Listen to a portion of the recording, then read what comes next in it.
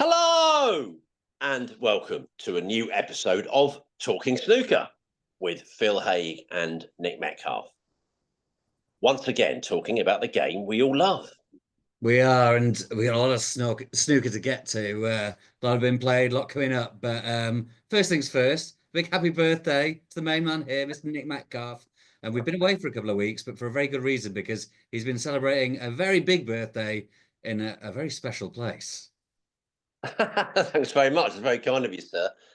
And yeah, I thought about doing the joke, sort of life begins at 40. Everyone knows I'm 50. Of course I am, ridiculous. So old. Was never supposed to be this old. There must be loads of people of a certain age that think that. Very, very, very common, I'm sure. But yeah, no, thanks very much. I have just been to America and I had a brilliant time. First to Miami. I was saying to you, people sort of bothering me around the sort of beach areas. You're not Don Johnson, are you? From back in Miami Vice days. Of course I'm not. I'm Nick Metcalf for Talking Snooker. This is silly. But did enjoy it. I mean, there's something sort of mad about Miami. It's kind of, saying fake sounds a bit mean, but it's kind of almost feels like it. And listen, lots of parts of America feel like a film set, but there's something so sort of mad about being there with that sort of, there's palm trees, beautiful weather, the colours, they're so vibrant, and the Art Deco district so sort of interesting. I'm a massive Miami fan. Of course, partly I love Dexter so much, Phil, one of my favourite TV shows. So I'm forever sort of pointing out, oh, that's what happened there, and looking at different parts of that show and remembering things. So it's crazy how sort of telly can do that. But no, that was brilliant. I must say. And then to New York, which is a place I've been going to for a long time, and it's always just immensely special. Really, I think it loses the wow factor a bit now. My age, it's not like when I first went, that whole bowl over by everything. Of course it's not like that, but I still did a couple of sort of landmark things on my birthday. Saw Statue of Liberty, Lady Liberty from the Staten Island Ferry, and crossed Brooklyn Bridge, and that was great.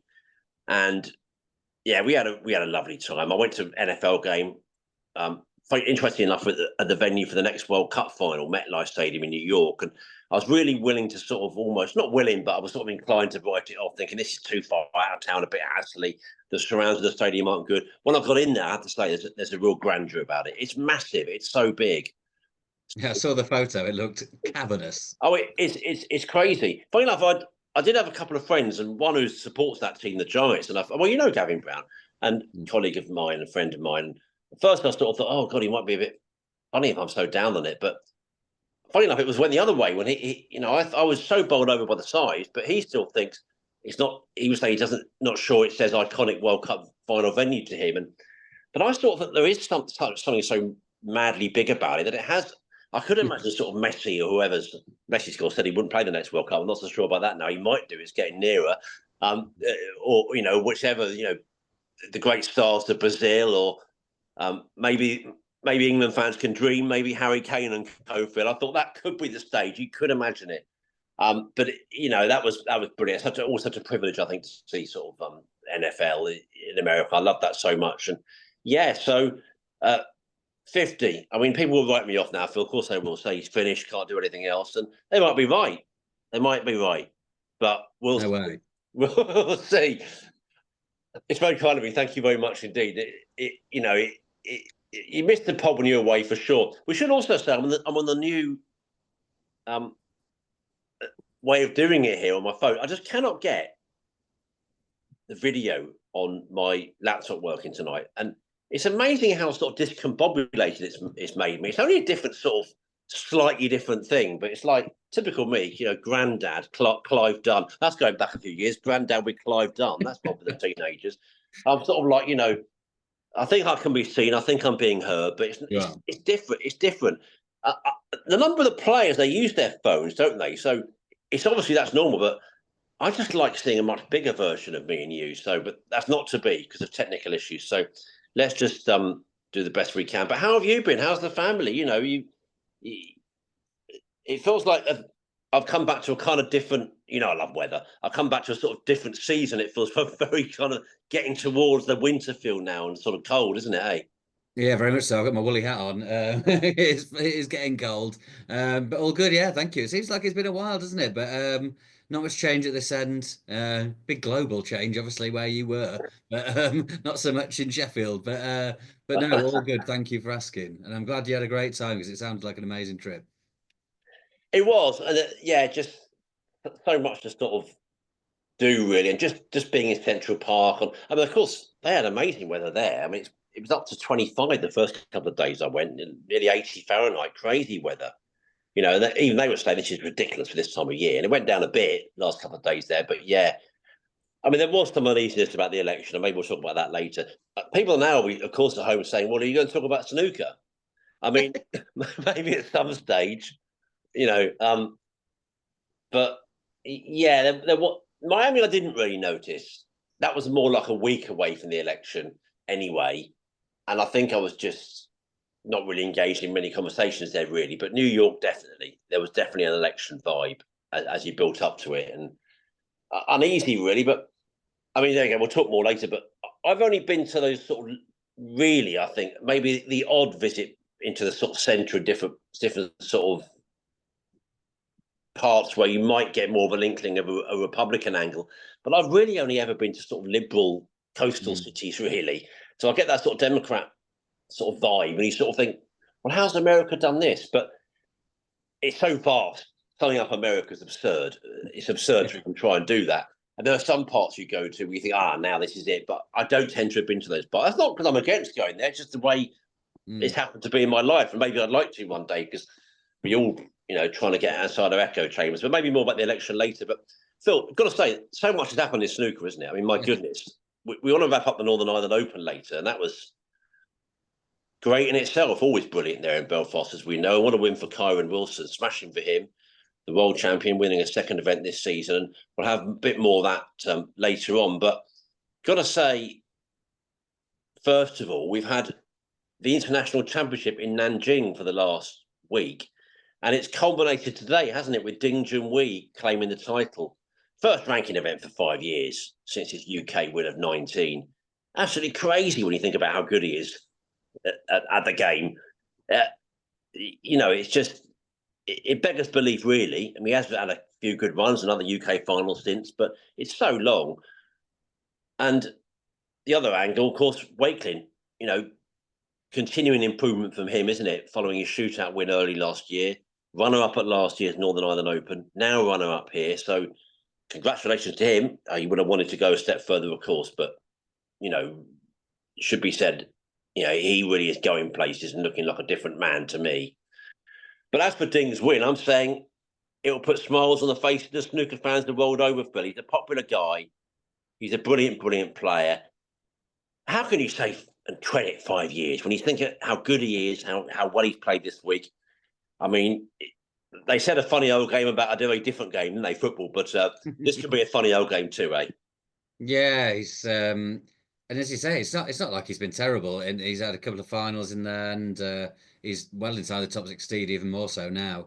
So it has been confusing. He said himself after this win that he tends to sort of go right the way to the final, or he's out early. There's often little in between. He's quite a difficult man to predict.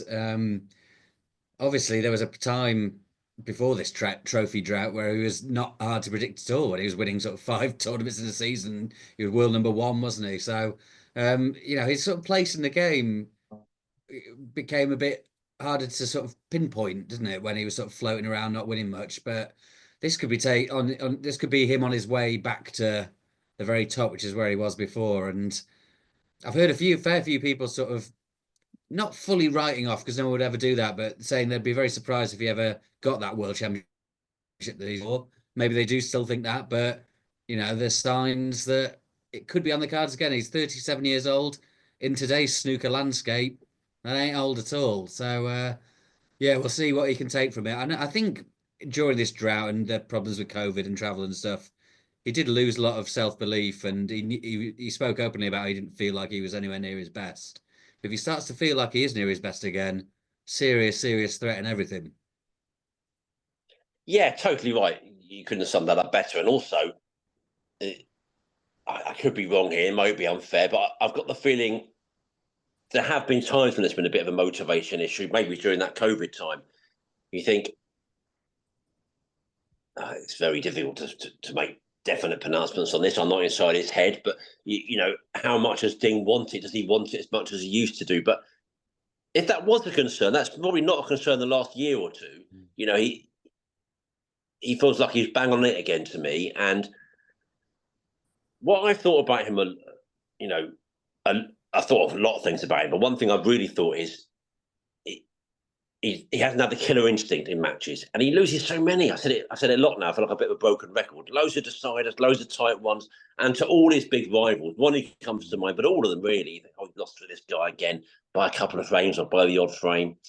If he turns that round and starts to get that back on his side, then he really is dangerous. And actually, what I noticed about, and I'm not going to pretend I follow this in any religious way this week, I really didn't, but looking at scoring, bits I saw, the highlights, him coming back is a good sign. He's losing matches, he's training them, but he's coming back. I think he did both the semi and the final, didn't he? And, quite a few frames behind. So that's, a really good sign for him. It's more that that's been happening to him more than anything. Famously, Mark Allen came back from that UK final, didn't he? When it seemed like Ding had that half won. So it's brilliant. He's a generational star, generational talent. Yes, you're right about, people writing him up for the world title, but you're right also to sort of hint towards the fact that doing so would be dangerous, really. 37, I mean, you said it yourself before. It's a bit like Wayne Rooney in football for me, or that kind of star. He's been around forever and a day, because they started so young. I mean, he could have a good decade, 15 years. Look how the class of 92 are going. You just don't know. He could have a lot of time left in the game. He's so popular, isn't he? I mean, not just fans, but fellow players. So delighted, I noticed today. Lots of messages saying that it's class, that word, isn't it? Classy. That comes back time and time again from his fellow pros too, and some of the best players in the game. And he has got that indelible mark of quality about him. And he's just a joy to watch. I mean, I should say about the final, it was 10-7. Great start from Wakeling, 4-1 ahead, breaks to 63, 92, 85, and 64. Ding then won 6 frames in a row. 5-4 ahead after the first session, then 7-4 ahead, breaks to 57, 80, 57, 66, and 63 from him. Big credit to Wakeling, 2 breaks in the 80s at that stage, 82 and 89. That was 7-6. Then it was 8-6 for the 98 from Ding. Wakeling won the next frame, the 15th. So nip and tuck still, right to the end. But Ding got the job done, breaks to 72 and 64, and showed how much it meant to him, didn't he? With some, really, top celebrations for him. I mean, obviously, he's always going to be a superstar in his home country of China. People are absolutely delighted to see it. And maybe we should also, have a bit more on Wakeling, Phil. I mean, we said on here, he was here on here. I checked actually about going back 14, 15 months now. And it's hardly rocket science. We were saying, we think he's, going to do more. That's what almost everyone was saying, because, you just have to see in his body language, the way he was playing. Shootout win was big for him. Again, shootouts often derided, but it can still be it is still a ranking event. It can still propel you. And he's just looking the part more and more. We'll come to his, maybe emotion in more detail a little while, but he showed it, didn't he, after the semi-final. A lot of these guys live and breathe snooker, but he is just showing how much it means to him. This is a guy that, been on tour quite a long time now, and he's now making those breakthroughs. And we love it, don't we? We love it as fans. We love it as journalists. When those guys are pretty much almost in tears and just so drained and just elated with what they're doing, it means a lot to them. And in a funny kind of way, in a reflective way, it means more to all of us, eh? Yeah. I mean, he was on tour for 10 years before that shootout win, and he'd got to the Crucible, he'd been to the odd quarter final, I think, but effectively not loads to show for it for 10 years of work. And then he'd got that title, and that meant everything to him. And he's kicked on just so impressively since then. He's just is a completely different proposition. We'll get to the players he beat on the way to the final. It's very, very impressive. And of course, before that shootout, he went through a spell of losing. I can't remember the number of games, but he didn't qualify for a number of events, and he was really in the doldrums. It was more looking like battling to stay on tour than likely to win a tournament. And now he's in the top 16. He's going to be at the Barbican. He doesn't have to qualify for that. I spoke to him after that shootout win at the start of the next season, and he was talking about wanting to play in the Masters and stuff. And I was thinking, great ambition, but I thought it's a big ask. That's a big step up from winning the shootout. But well on course for it now, and he clearly works very hard. I love hearing him speak about how happy he is off the table and how content he is. It's just really nice to hear. And yeah, the emotion of it. That's why it's so nice when you see these guys come through the pack, as it were. We see the regular winners a lot, and of course it means a lot to them, but not in the same way when they're so used to it. You don't see the same sort of cracking voices and holding back the tears, and it's really nice to see that sometimes because it's the life work of these guys, and when it pays off, it's amazing to watch. But yeah, it's very impressive to him. That's first final of the season, but he's had a semi in the English, quarter in Wuhan, so he's just becoming a very consistent force right at the elite of the game. So it'll be interesting to see how long he can keep that going. He's only 32. If we keep talking about these ages, that's not even at his peak yet, probably coming into it in the way the game works now. So yeah, plenty more to come from him, I should think. You were a big fan of the Chuckle Brothers, weren't you? Yeah, from my neck of the woods, really, around the Who, corner. who wasn't a big fan of the Chuckle Brothers? They, of course, famously used to say to me, to you, didn't they? Quite a lot of to you from me in this episode because of my American travels. So I've made quite good notes from the last 16 onwards. But if you'd be so kind as to guide us through some of the earliest stories, what we've got to say is there's some great scoring in this tournament, and a lot of that is due to the brilliant skills of these marvelous stars. That's important to say. But some of it might be a little bit to do with pockets, and I might make more comments on that later because I've had some words with one of the game's top stars. But of course, it's also to do with the supreme qualities of these guys. Yes, there's some good early stories, and would you kindly guide us through them now, sir? Absolutely, yeah. On the opening day of the tournament, there were three walkovers. Chris Wakeley, actually, one of them. And I texted a couple of those guys who pulled out. One was Anthony Hamilton, friend of the show. He had flu, so he couldn't travel, which is a shame. He was going to play Sean Murphy. And another one, Wakeland was going to play Zach Surety, who I'm sure he won't mind me saying because he's spoken to me about this in interviews before, but he struggles badly with anxiety in the game. It's really struggled with sort of getting to events sometimes and how he deals with it there. And there's more of those problems why he couldn't go to Nanjing because he was really suffering badly with it. So, yeah, I mean, best wishes to him and hope he keeps working through that because something he's been dealing with for a long time now. And he's trying to get through that because, great player in his day. And it's just such a hindrance to him. So, yeah, best wishes to Zach. And then those first couple of days, actually, I think I tweeted this. It was just sort of an upset-free zone for a couple of days, which then it really turned around after that. But yeah, those early couple of rounds, not anything sort of wild to report really. But Zhu Sir obviously went on to get to the semis, but very nearly lost to Stan Moody. He got through that 6-5. Watched Ronnie against Mink. I had a nice chat with Mink before the tournament. I went down to Victoria's and spoke to her. Always a pleasure. Just a lovely, lovely lady. And yeah, she put up a good fight against Ronnie, actually 6-3. No disgrace there at all. But yeah, other than that, those first couple of days, nothing massive to write home about, really. Ronnie again looked okay against Ergo Kwang. I thought he was sort of warming into that nicely on that second day. And then I suppose by the end of that second day, there were a couple of Jackson Page beating Gilbert and Joe O'Connor beating McGill. Minor upsets maybe, but sort of getting prepared for what was to come because it went from all the favourites losing to a lot of them, all the favourites winning to a lot of them losing very quickly from there on in. Well, should we go for the last 16 stage onwards then? And I mean, you in more detail that is. I mean, you talk about Chris Wakeling's run. I mean, goodness, I mean, he beat some of the greatest players to ever play the game. Let's be clear. He beat Mark Williams 6-4 in that round. Breaks of 72, 112, 98, and 88 from him there, and sending the message that he was well up for this one. And of course, he ended up going all the way to the final, as we know. Uh, Zeus 6, Judd Trump 4. Judd Trump not in a quarter-final, Phil, at last. I mean, he has the most extraordinary year, Trump. His consistency is rightly applauded by snooker people everywhere. And he looked like he might get another one, actually. He was 4-3 up, but Zeus still won it. Had a look at the last 3 frames on the scoring. Breaks of 104, 69 and 68.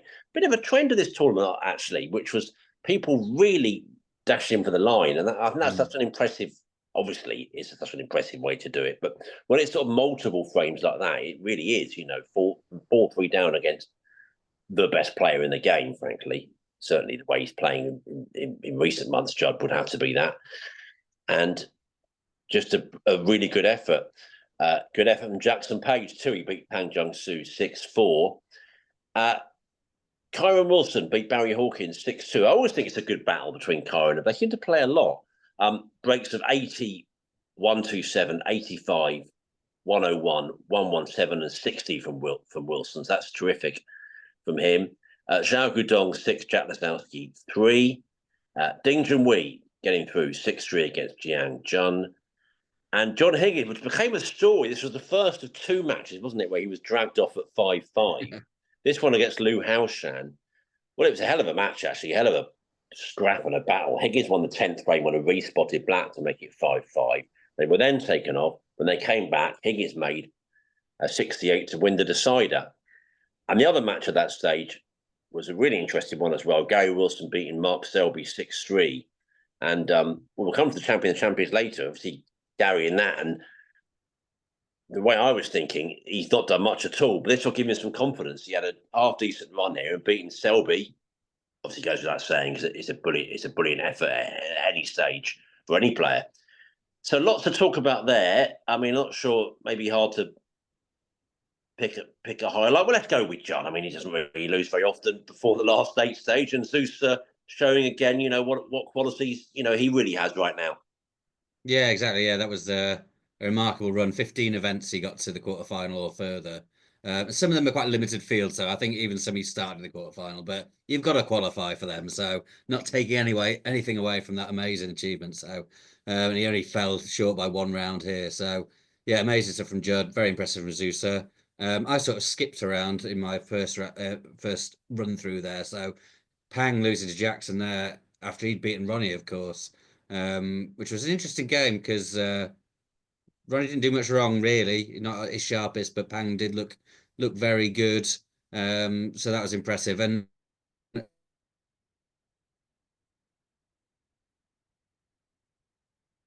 in the previous round, and then Kyren just dismissed him as well. So yeah, Kyren was looking very, very, very strong then.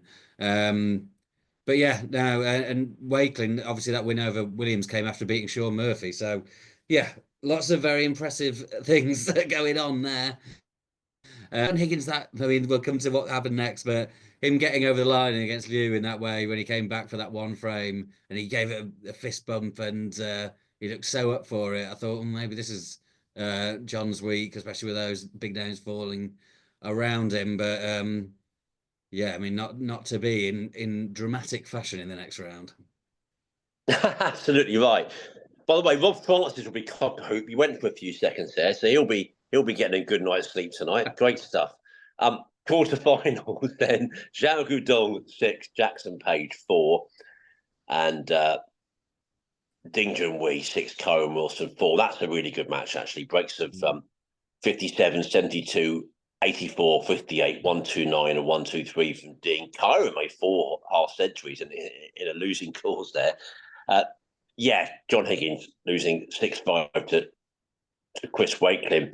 Well, we all got a bit of meme joy, didn't we? Or, video clip joy out of that, but not in a mean way, only, in a sort of comedy sense, because John was really annoyed. He was absolutely like, and you didn't need to be the world's biggest lip reader to know that it was a bit of a barracking there, whoever was the person calling him off was getting. But this time it was Wakeling that came back after the break and, did it to Higgins and made a 62 in the decider to win it. They had about, maybe I should talk to you about that in a moment, actually. Just to the other one, Zeus 6, Gary Wilson 5. It was 3-3 in that one. That was a great quality scoring as well. Wilson made breaks of 104, 5 and 1-3-6 to go 5-3 up. But Zeus made breaks of 58, 81, and 68 from there to win it. So another guy sprinting from the line, as I say, it's a bit of a trend of this tournament. But Higgins, was there about half an hour? I think there was potentially about half an hour, but it was Ding next. There was issues of getting people out, getting people on. I remember a couple of crucibles like this before, and I mean, you all have moments where you think I might have been a bit outspoken about that, and I was almost like, well, it's common sense, but actually, it's a bit easy from the old armchair, isn't it, to sort of say, well, they should do. When you're actually organising a tournament, there are loads of factors to consider. Maybe not as easy as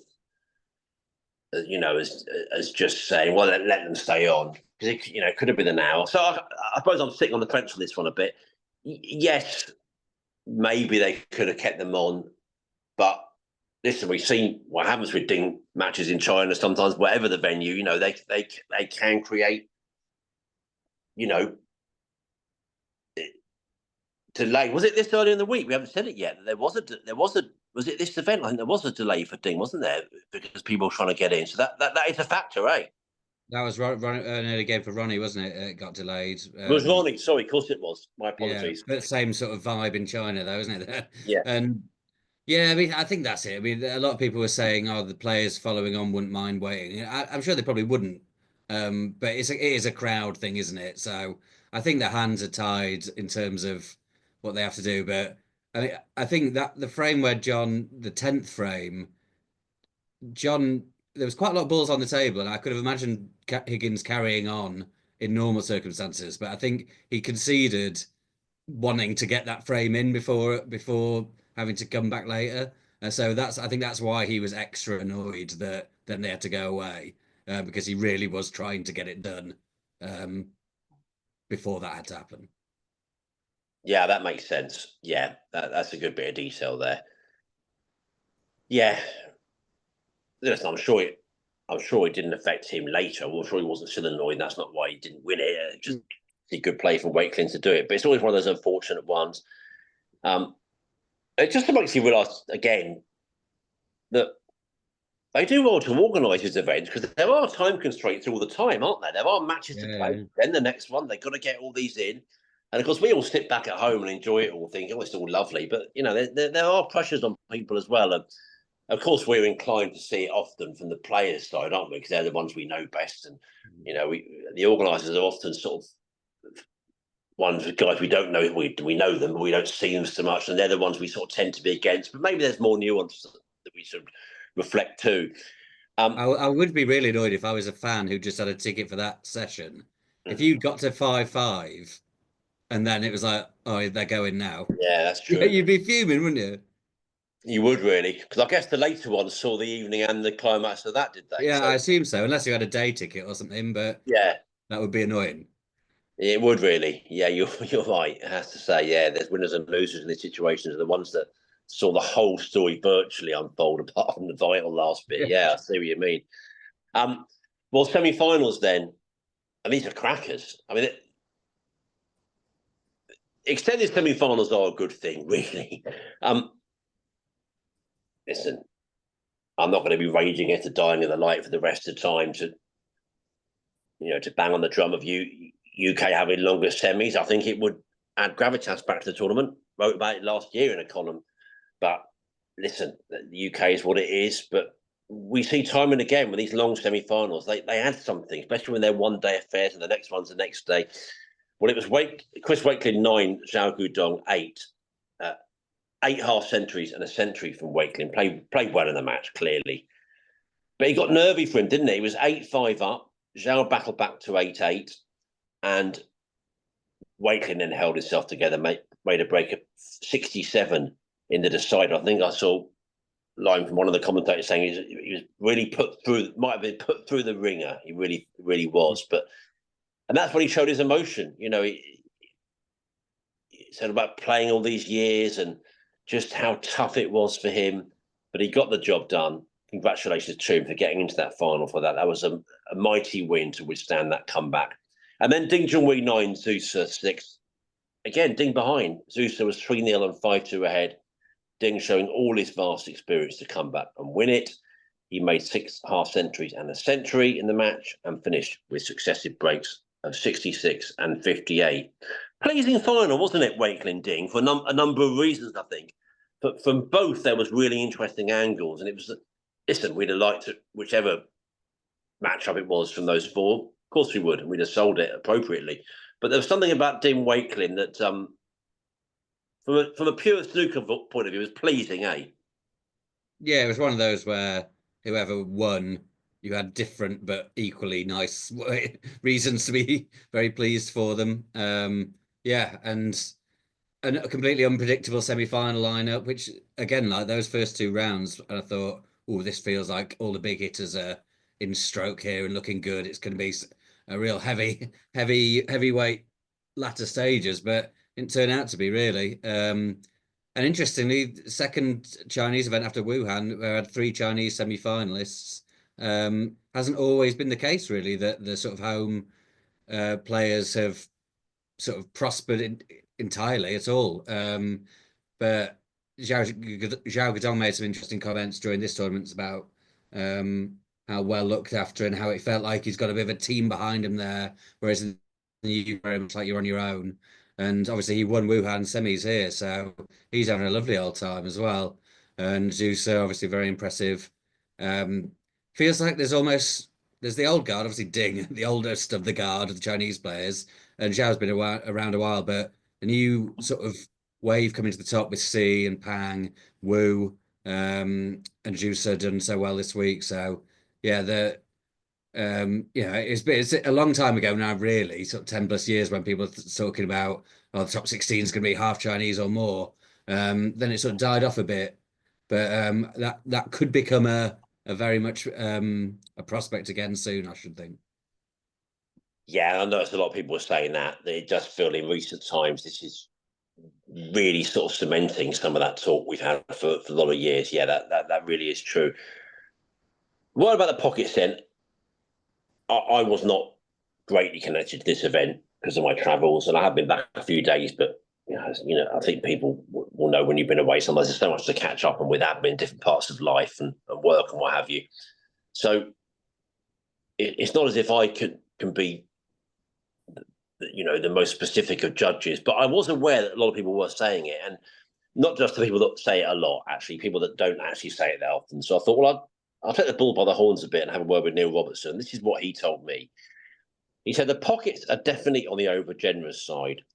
A lot of the skill is taken away. It just means the safety game is so important to create that first opportunity.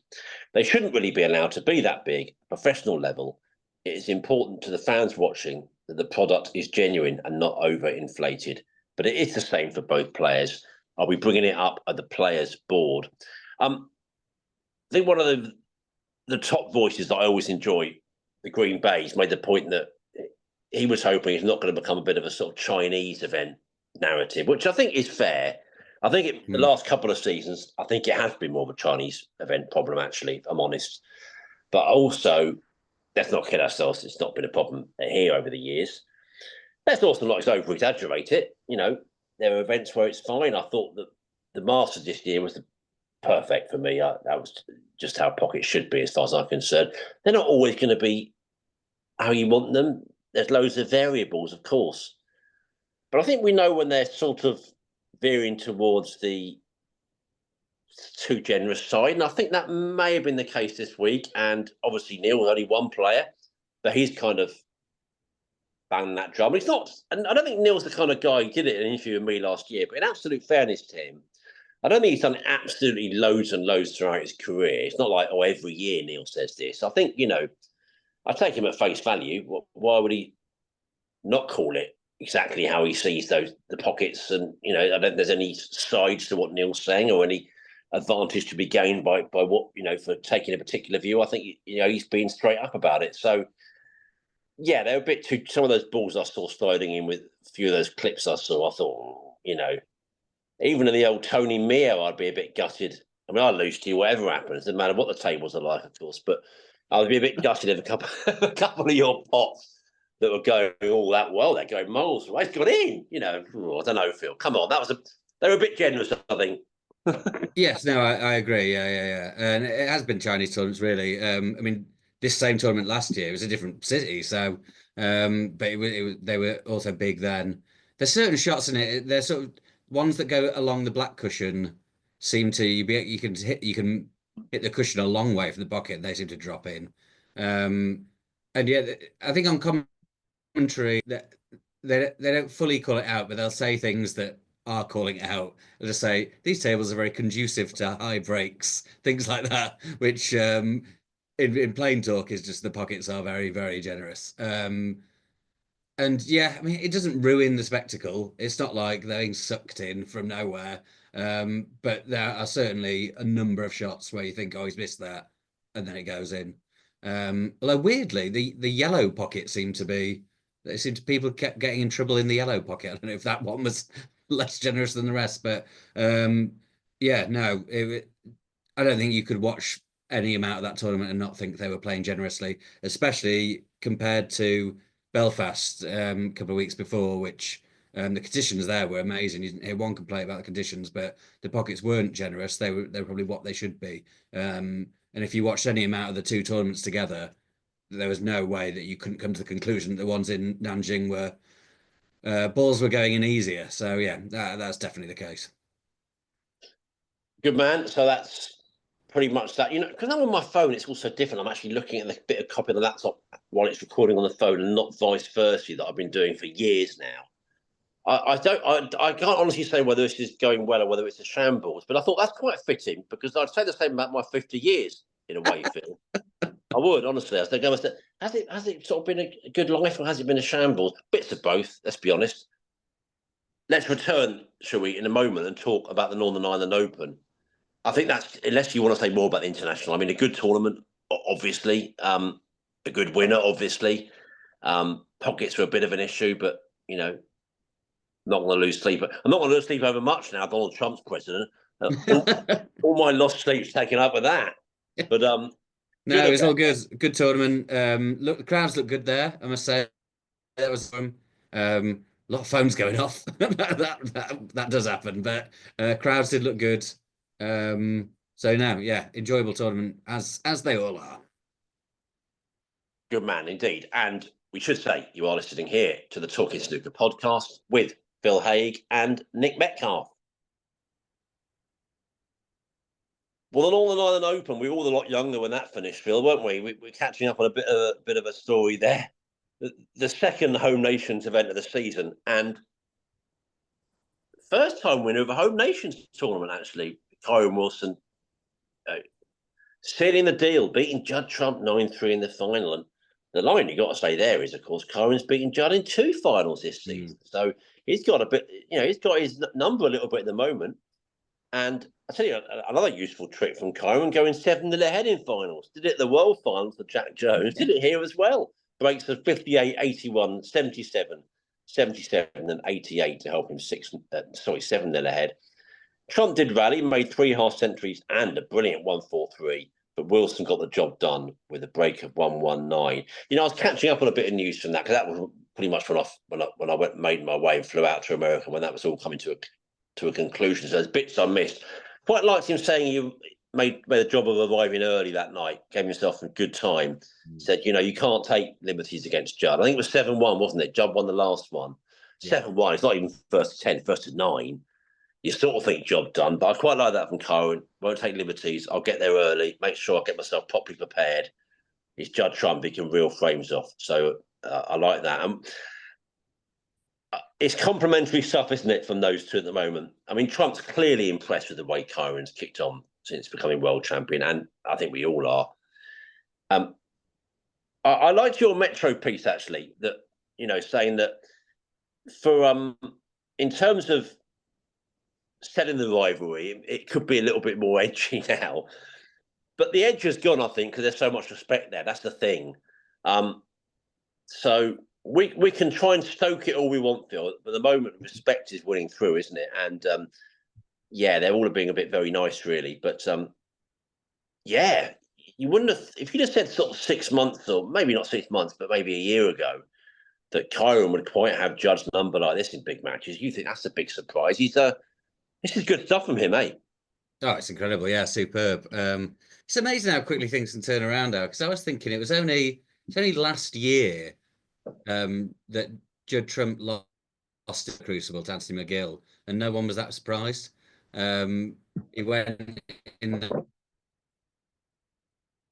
certainly got a hard draw from the qualifiers, lost, and yeah, no one was stunned about it, really. And now he's miles ahead at the top of the world rankings, best player in the world, or is he? Kyren Wilson would probably say he is, being the world champion, having beaten him in two finals.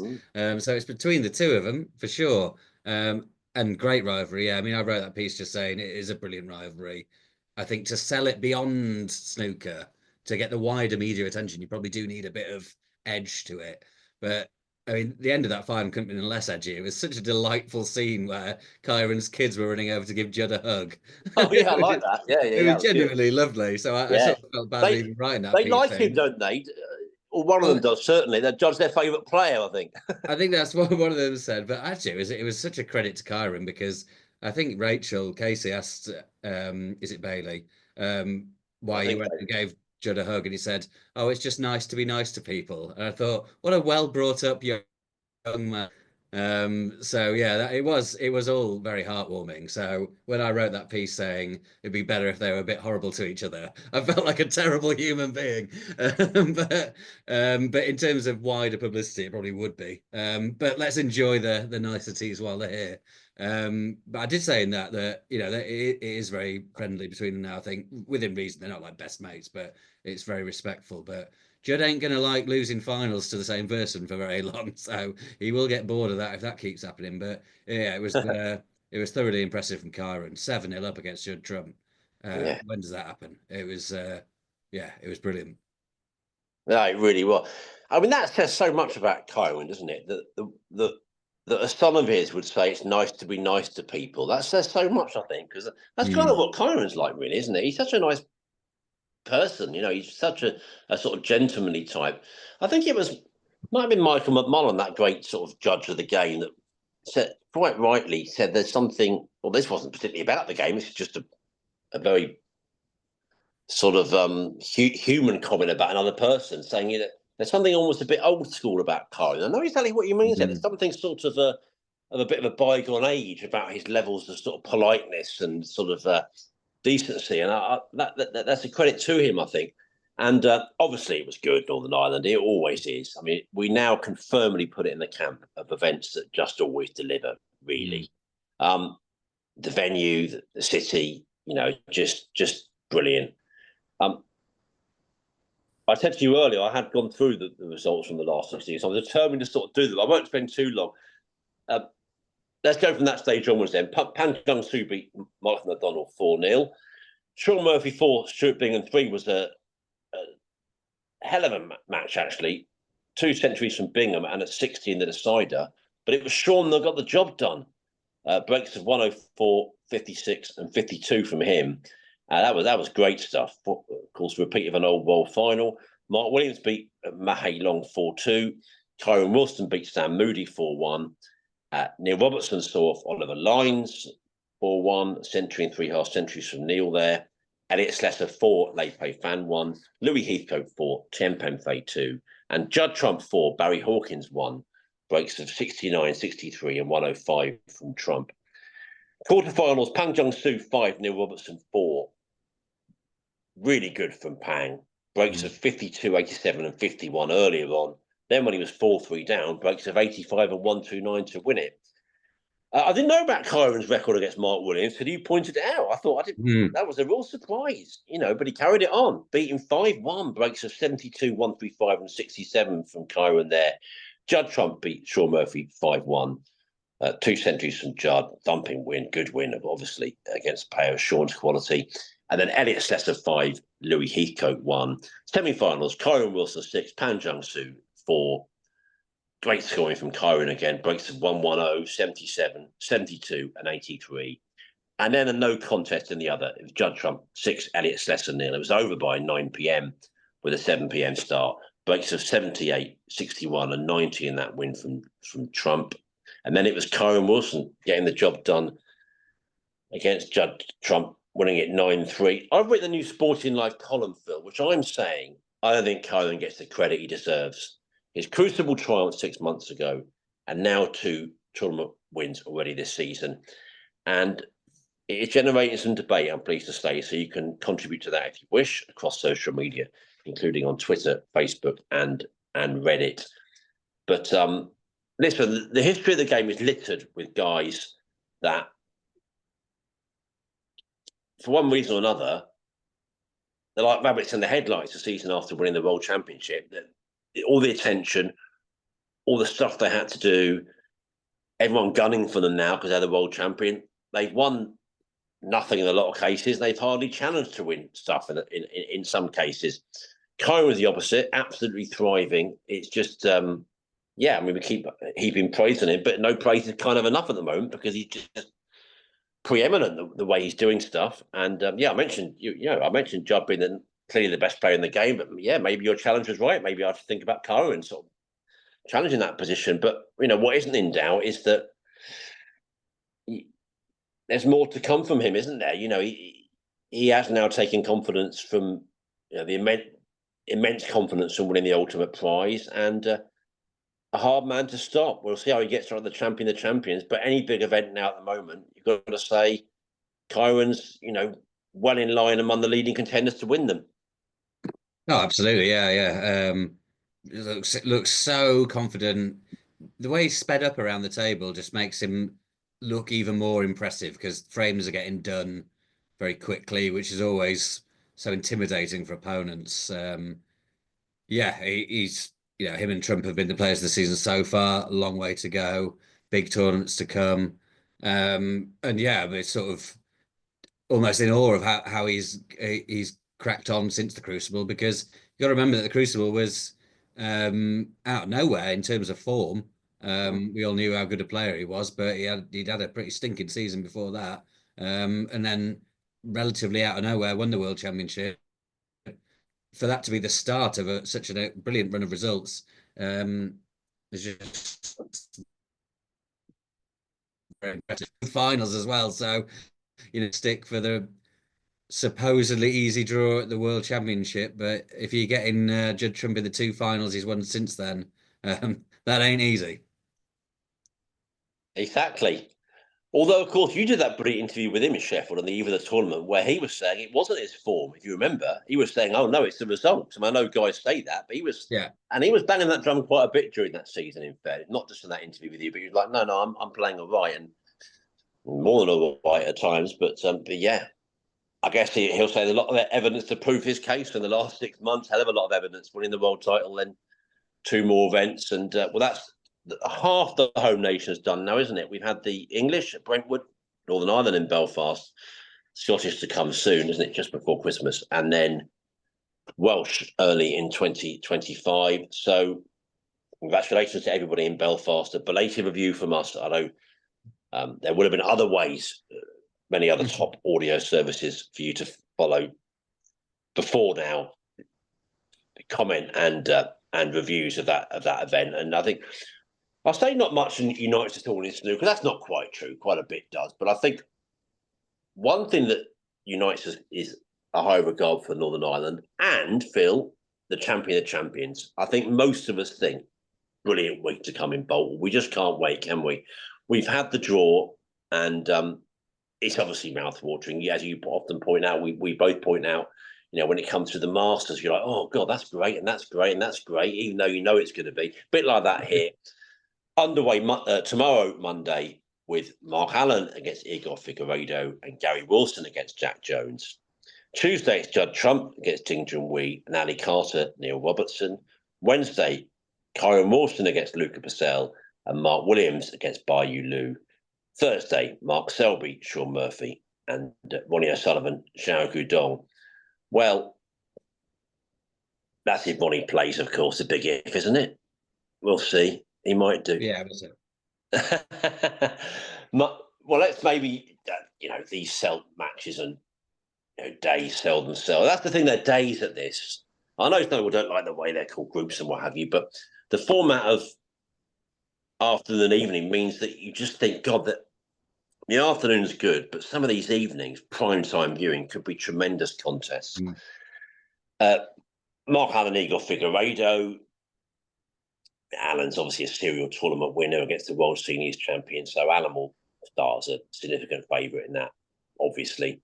Gary Wilson, Jack Jones. I mean, that's double winner last season, Wilson against World Championship runner-up Jones. But I say Wilson hasn't done much this season, really, until this last week. So that may change his fortunes round.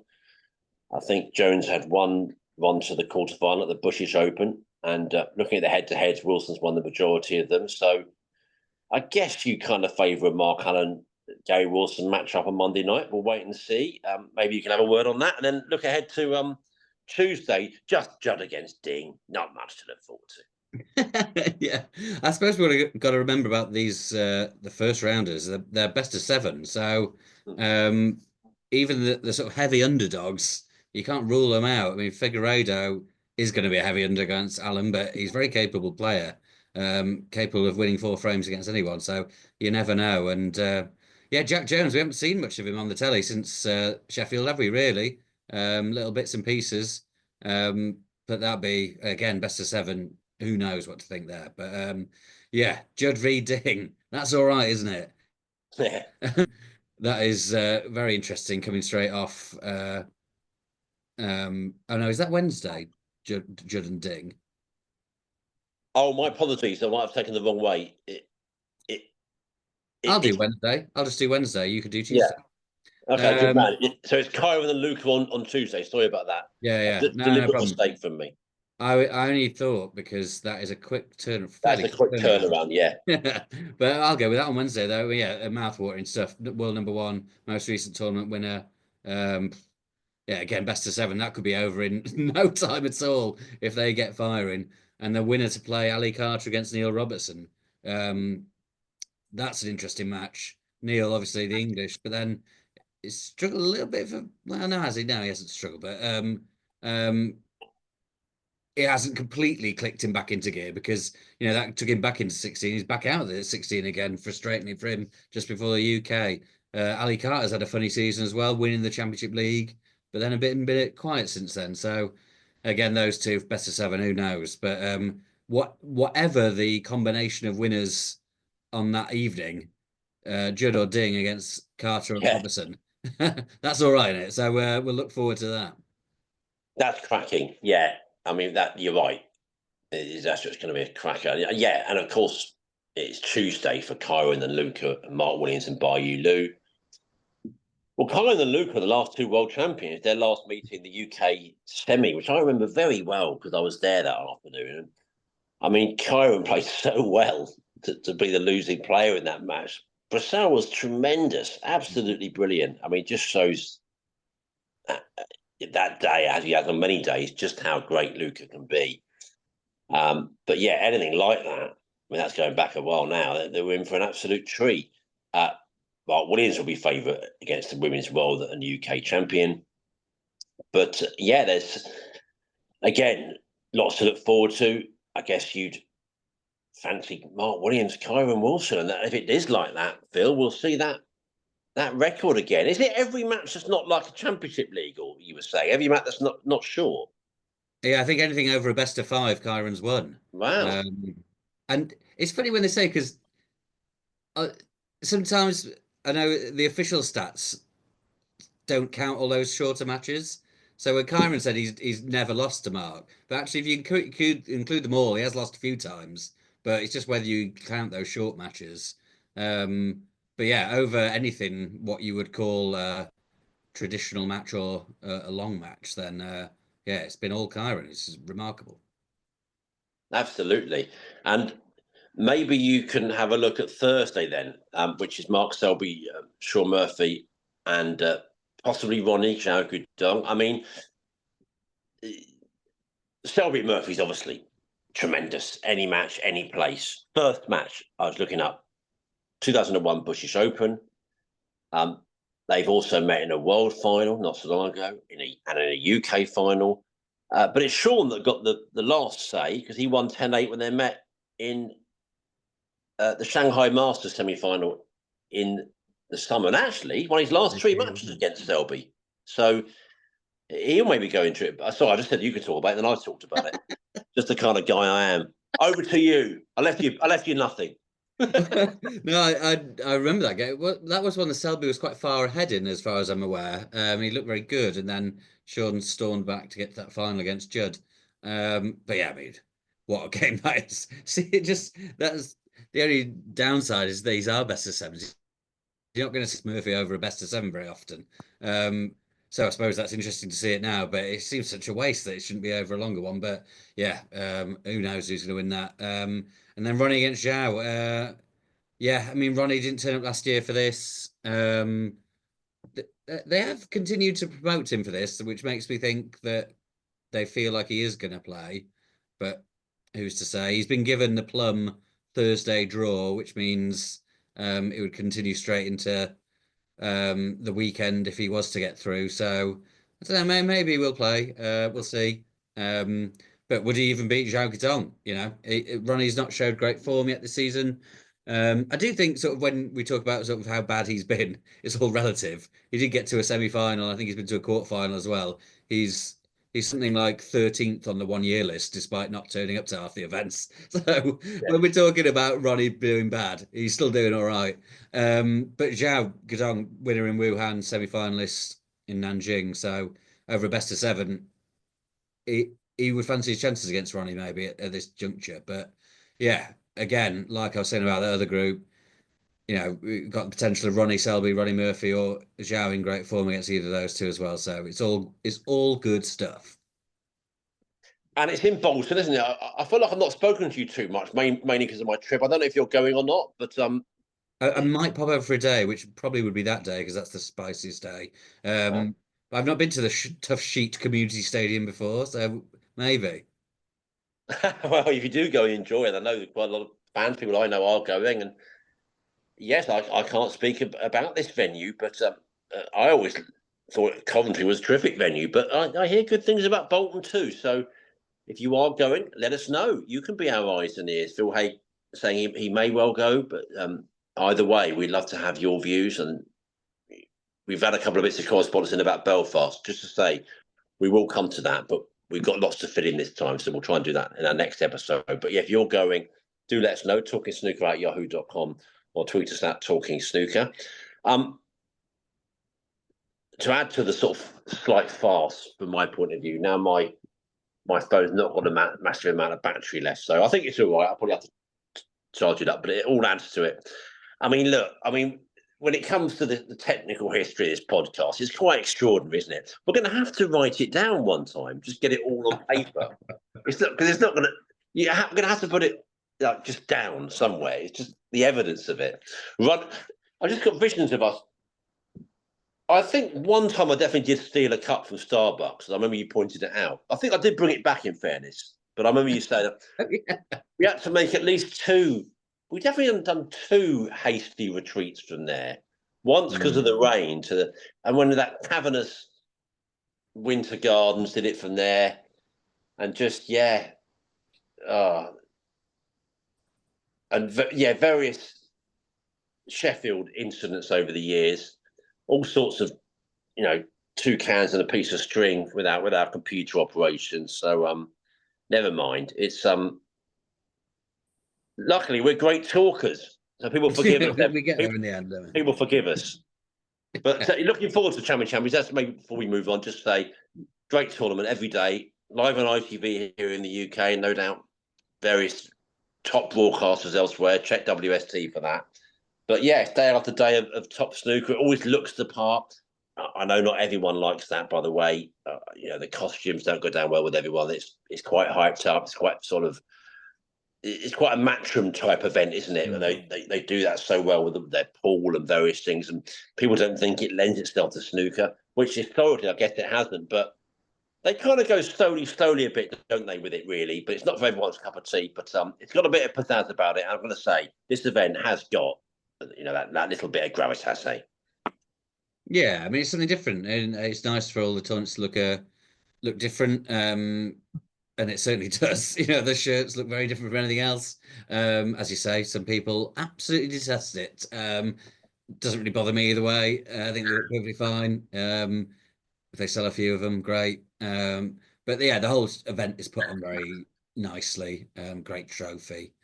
I didn't shout out the trophy in the International Championship. Lovely big green vase. Tell you what, the Chinese events really bring a bit of colour to their trophies, which you don't get so much over here. It's nice. But lovely big bowl at the Champion of Champions as well. So yeah, no, it is it's a great event. Yeah, of course it is. It's and I think how quickly it changes. Like I was talking about the best of sevens, and you've got quite a diverse range of quite a interesting cast of characters, and then suddenly it's on to big long matches over the semi-finals quite quickly after that. It's a tournament of seemingly of two halves, and yeah, it just looks different for everything else. So yeah, great. So it's been a great fixture of the calendar the last sort of decade, isn't it? And yeah, I mean, I suppose the only thing that I don't know if people are bothered about this or not, but because it's non-ranking, that does in my mind take away some importance. But it doesn't take away any of the gravitas. I think that is a different thing. Um, but yeah, no, always a highlight of the calendar. Definitely. And because I've just written a column, I think it's in my head. It's not that hard. There's only been 11, 12 years of it in the recent incarnation. It's Ronnie 4 times winner, Mark Allen twice, Neil Robertson twice, excuse me, and one each from Judd Trump, Sean Murphy, and John Higgins. That's not bad, is it? No, it's not bad. Those guys can all play snooker. And yeah, so that's brilliant. So we're really looking forward to the champion. The champions. Enjoy it, everybody. Coming up in the next week, we'll talk about it when we're next on air. Review what no doubt will be a smashing week of action. Let's move on. Zhao Jingtong made another maximum break on the Q Tour, Phil, in a quarterfinal match against Oliver Sykes, and he has won the latest event in Manchester. He's won it tonight. He's beaten Ryan Davis 4-2 in tonight's final. And we can look forward to seeing him in the UK Championship qualifiers, can't we? And I was being quite strong with my wording that maybe we could be a little bit less colourful with some of the reaction to what Zhao's doing, bearing in mind, that he is returning after a ban following snooker's biggest match-fixing scandal. But there's no doubt that he's still got all those qualities. He's very impressive, and yeah, there are some good players in Q School, but at the moment he's Q Tour, I beg your pardon. There are some good players on the Q Tour, but at the moment he's he's shining bright, isn't he? Yeah, he's clearly not having a problem with the sort of club conditions compared to the professional circuit. Yeah, he's looking very, very good. So he got that 1-for-7. Then in the semi-final against Craig Steadman, I saw he won 4-1. And the first three frames he won with breaks of 102, 126, 108 to go 3-0 ahead. So yeah, he's looking a cut above at this level, which is no surprise. He's won the UK Championship. His form didn't drop off. He left the tour for the reasons we know. And he'll be back on it very soon, it would seem. And interesting to see how he gets on in the UK Championship qualifiers. I mean, the tiered draw, we talk about the guys lowest ranked playing people similar ranked. Someone down the bottom of the rankings is going to draw him, and they're not going to be that happy about that because he's a lot better than the bottom of the rankings. And you never know if he gets on a roll through that, he could well beat the Barbican, and then I don't know. We'll see. It's really hard to tell how much of a threat he'll be at the top end of the professional level right now, but could be a threat. We'll see. Absolutely right, very much so. And maybe we'll move on to any other business. And new sponsor for the UK Championship, Phil, Victorian Plumber. I was thinking that's got to be the most maybe me sponsor since Dulux did the job a long time ago. I mean, that is the leading bathroom retailer. That's got something, isn't it? The Victorian Plumber UK Championship. What were you saying about Kyren and Judd? They're going to do some advertising. I just made up some things they could. Well, I just had that picture of like Ding Junhui with those pucker pies all those years ago. So what could they be modelling? So some nice mixer taps or some vanity units or what else? A bidet, but I don't think I want to watch anyone model a bidet. But whatever you could get in a bathroom. We'll see what Victorian plumbing are going to bring to the table. Well, this is for our YouTube audience only, which is as we know, almost nobody. I've had to plug my phone in now, and so you'll see me at a different angle, which isn't that exciting. But hopefully, for the audio service, it continues on, and it means we can limp towards the line here as we take you through some other matters. Well, I've got to say,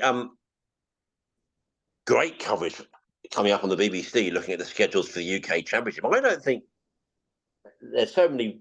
I'm a bit of a TV nerd, but compared to some people, I'm not. They know everything and remember everything. So I don't think we've had evening coverage on BBC4 of the UK before. I had it at the Masters, had it for the World Championship, but this I think is something new. So basically, every afternoon is going to be BBC2 from 1 p.m. to 5 p.m. Then most evenings on BBC4, either from 7 till 9 or sometimes 7 till 10.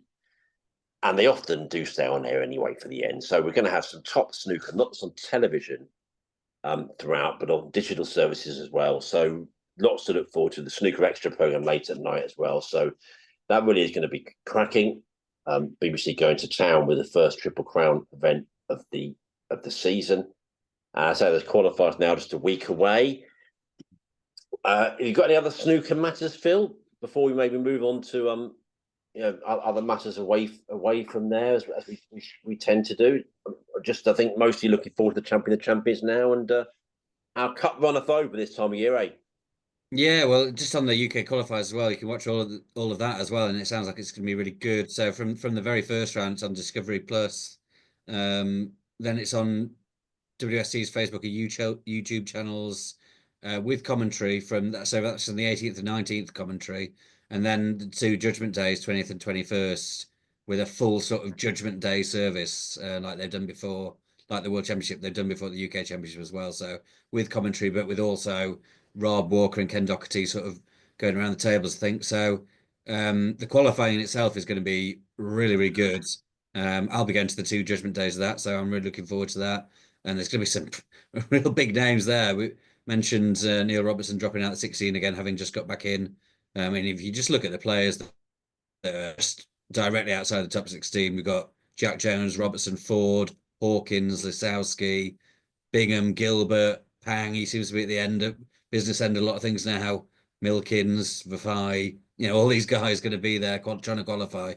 So yeah, that should be, before we even get to the main event, really good few days of action. Tense stuff at the Matolia Arena in Leicester. So looking forward to that. Oh, of course, it's at Leicester, and then of course up to York for the big one. Hoping to make it to York myself this time for what is always a brilliant week. But let's be chronological. Absolutely brilliant week, first of all, to come in Bolton. That's important to treat that event with the absolute gravitas that it very much deserves. All the coverage coming up here in the UK on ITV4. Well, what can we say? Quite a big event in world politics, Phil. I think it's fair to say.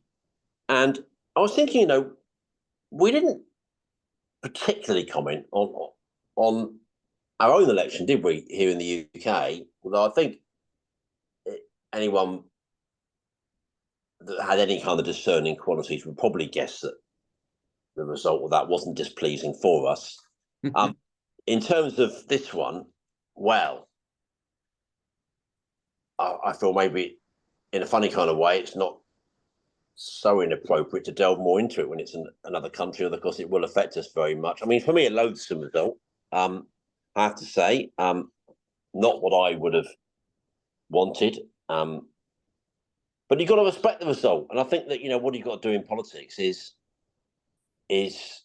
not just always, and there's a lot of this, I think, maybe always, but maybe even more in recent times, well, the voters didn't get this right, or they don't understand this. And actually, maybe it's best to learn lessons. I don't think the Americans do that. I think we actually do that better here. I think that both the Labour and Conservative Party they got faults, of course they have, but they're a bit better at actually regathering. Whereas I'm not sure even now the Democrats are quite going to do enough to learn the lessons. That's just my feeling, but we'll see. I mean, it's amazing, isn't it, that someone like Trump can get in, really? I mean, one of the truest things he ever said for me, he told us a lot of lies, as we know, was early on when I think just before he was first president, I think he said he could shoot somebody on 6th Avenue or whatever and still do well. And I thought, yeah, that's about right. Have you ever known a more Teflon person than Trump, Phil? I mean, I'll pass you now. A lot of talking from me there. I mean, everything he's done, everything he's got away with, convicted felon, we're going to have a president with a criminal record now. It's amazing. All the sort of outrageous things he's done, really. Mocking a disabled reporter. I mean, that would have sunk most people, but nothing seems to. But having just been to America, I have to say, people tell me it's the economy, stupid, in that old line. And people say, and I can, again, a brief visit to America does not make me I'm far removed from an expert as you can be, but things cost an awful lot of money there. Inflation, while it's getting a bit more under control, it's still a big issue. And two or three of the guys I really, really respect an awful lot in the media. John Penar's one. I remember he spoke to a mayor, forgetting where, about 2 or 3 weeks ago. And the mayor was saying, I know people here don't like Trump, really, in some ways. A lot of them did. But a lot of them are going to vote for him still. I thought, that's a telling moment. They know that what they think he's crude and oafish at times, but they vote for him. They think he'll be able to get the economy under control in a way that they don't think is happening at the moment. So anyway, do you find the result as loathsome as I do? Yeah, of course. I mean, awful. And not just Trump, it's sort of the people around him. I'm more worried really about what Elon Musk is going to do to the world in his new position of power. He's sort of like a cartoon bad guy, really. I think he could get to that stage of cartoonish bad guyness. It's a very odd little collection of people they've got. And, Donald Trump, obviously, oddball.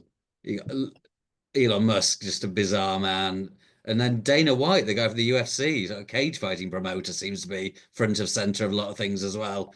How he brought those two together, but very, very odd. But they're clearly good at selling their message, and I think sort of left side of politics always has a problem with selling the message to how they're going to help people, which is strange because that should be the easy thing to say for left-wing politics. But clearly he's told people, I'll make your life more comfortable by making things cheaper mainly, but other things as well. And that's message is sold, and people think of themselves understandably sometimes. But yeah, I thought the coverage of it was weird here. I saw a lot of things saying Trump shocks the world when, I'm following the betting markets of it. He's been favourite for weeks and weeks and weeks before. So, it's shocking in the way that how can be in charge? That is shocking. But the result wasn't shocking. So I thought the coverage was a little bit odd. That's actually a very good way of saying it, and I hadn't quite heard it put in those terms. Yes, bookmakers don't tend to get a lot wrong. Is that the political classes just not, or the media not wanting to quite believe it enough? I don't know. You're right. They were pointing to a victory. There was a time, definitely within 3-4 weeks ago, maybe before, I thought, I'm sensing a Trump victory here. I changed a bit as he got towards nearer the election. I think Kamala Harris did have a bounce, or did give the Democrats a bounce when she first replaced Biden. I was like, well, this is a promising couple of weeks here from the Democrat side. But that sort of went.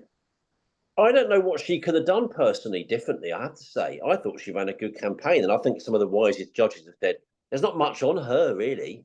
And I'd agree with that. There's an argument he could have pulled out earlier, and not everyone will agree. Some people will think, oh, she should have done this and that better. But, I don't follow it absolutely intensely, but I follow it enough to think that I have a reasonable idea of what's happening on a sort of day-to-day, week-to-week basis. I thought she did pretty well. She wiped the floor with him for much of the debate. I thought she was a pretty good talker, addressed the media pretty well. I have to say, I've had a lot of messages saying, and I said it's a bit simplistic actually, but again, how many millions of people, and we're talking that sort of number, would have not wanted a female president? I mean, I feel a bit bad saying it, but I'm not saying it was a widespread factor, but will it have been a factor with some? I think so. Yeah, I imagine so. Yeah, yeah. It's hard to say. I mean, I'm less of an expert than you are, I don't know, but I'm sure it would have come into it, which is very depressing. I mean, it's the women's rights that really are shocking that the Republicans have done so well, given what they are, what has been spoken about, and what could happen to women's rights. It's unbelievable, really. Yeah, really depressing. And it's sort of just fingers crossed to wait and see. It can't be as bad as you might think it will be. But yeah, we just got to hope. Yeah, I mean, we'll move on from this now. It's not a politics podcast. We'll leave that to vested politics with, Alistair Campbell and Roy Stewart and various other. I noticed they got 20,000 people a couple of nights in a row, by the way, at Wembley. And they did a live broadcast on election night. I did make a comment. It's a bit of a 4 a.m. comment. I make a few of those on election night. I look back, I think, I don't know if I should have said that, but it might come across as a bit bitter. But I did sort of think, as the presenters, plural, us, and I'm talking this is my own view here, of a relatively normal, quotes unquote, podcast. I think it's a bit unfair that those huge players and that are in the arena. And because it was ever thus, wasn't it? In whatever walk of life or whatever business you're in, you think that's part of the Gary Lineker group, isn't it? They're so dominant. And you think, well, that's a bit unfair, isn't it? Well, yeah, I just can't understand their popularity. But yeah, I don't know why everyone loves Rory Stewart. Absolute weirdo. Not for me, thank you. Well, okay. So listen, I don't personally feel as bad or as devastated or as gutted or personally as affected as the 16 win, which I was absolutely stunned by. But I do think the political implications could actually be worse. I think there are less safeguards on this in place this time, and I think he'll be less restricted in his mind, and because he'll have knowledge of doing it before and what have you. But we'll see. Let's move on to an area that tends to give us light relief, and that's sport. International break, Phil. That's the real point of football. Yeah, the Lee Carsley show again. Another couple of England games. That'll do us. Come on, and the other home nations as well. That's the real point of the game. I don't want to see this bloody Premier League stuff. Liverpool. I mean, I might need to do some either. I was saying on social media, either do a lot more karaoke or maybe just take some much stronger medication, because a Donald Trump presidency and Liverpool title is not really the ticket for me going into 25. But give Arne Slot credit though, they've taken a command of this title. They say Stroll into it, aren't they? Yeah, I mean, it seems mad that one loss was at home to Forest, which is a bit of an aberration. If they hadn't done that, they'd be streets ahead already. But yeah, very, very impressive, especially because it was sort of universally decided that he was going to have an absolute shocker trying to follow Klopp, and I thought that as well. But he's making it look very easy, not just in the Premier League, but in Europe. Conceded 6 goals in the Premier League so far, 11 games. Quite remarkable. Yeah, definitely. I don't know if anything else has really caught you. I didn't make scribbles about this actually, which just shows how sort of far behind I am about stuff. This is not off the top of my head. England lost a couple of rugby games they could easily have won against New Zealand and Australia. Thrilling matches, actually. It was a very good, thrilling autumn rugby generally. And England and the West Indies, I don't know how that happened. I knew they were in Pakistan. I followed a bit of that here and there. I knew they were going to New Zealand. They're suddenly in the West Indies. I mean, yeah, they're playing right now, I think, or they might have just finished, but yeah, all over the shop. Modern cricket's mad, isn't it, though? They used to have at least one tour, maybe 2. Now they go to about 5 places every winter. Yeah, it's wild, yeah. And there's no start, there's no warm up or anything. It's just carry on. Is it Grand Slam of darts going on the minute? Luke Oh, Humphries yeah. just gone out tonight in the group stage. Big shock. That's an interesting tournament. Always a bit different as well. So yeah, that's on this week as well. Looking forward to the rest of that. Is that still in Wolverhampton? Yeah. That's where they had snooker for a couple of years, wasn't it? But we seem to have lost that as a venue in snooker now. We should go, really. And sorry to you on air for the delay to this. I'll share it with the listeners because of the technical woes of tonight. I think it's been all right. I know. I mean, I'm sorry because it started so late because of me. That's Oh. what I mean. But that's life. It says late on a Sunday night now, so for many of you, this will be a Monday listen, I'm sure. Enjoy the Champion of Champions, and yeah, this is a great snooker time, folks. The UK is coming up. Nights are drawing in, certainly here in the UK and in the Northern Hemisphere. So I was thinking, that cliche I was saying, but get the fire on. No one has fires anymore, do they? I'm still living in 1987. I do actually. I've got a fire. Fire. Sorry, mate. I've forgotten that. You do have a lovely fire. There we are. Get the one of my nice escapes is when I go and chop wood in the garden. It feels very old-fashioned, but I love it. Oh, good man. But it's only about my 8th or 9th big mistake of the episode, so that's all right. We'll go. I wave at you and I salute you in rather haphazard fashion as I just about limp to the finish line here and say, keep your thoughts coming, talkingsnooker@yahoo.com or tweet us at talkingsnooker. And enjoy the Champion of Champions. So I know you'll be doing great work as ever on social media with updating listeners on that. Too hard to pick a winner for these tournaments. Just say, settle back and enjoy it, eh? Yeah, I think that's right. Yeah, I think some of those first games you would be reasonably confident about, but even those group winner matches, really difficult to call. So I'm not going to try, but I'm going to enjoy it. That's right. So yeah, plenty of really good game. I can't believe Selby Murphy in an opening round. You can't ask for more than that. So yeah, lots to look forward to. Thank you very much for your company, everybody. Good to see you, and good to have you out there tuning in. And we'll see you very soon. Enjoy the Champion of Champions. For now, from your old friends, Phil Haig and Nick Metcalf. Cheerio.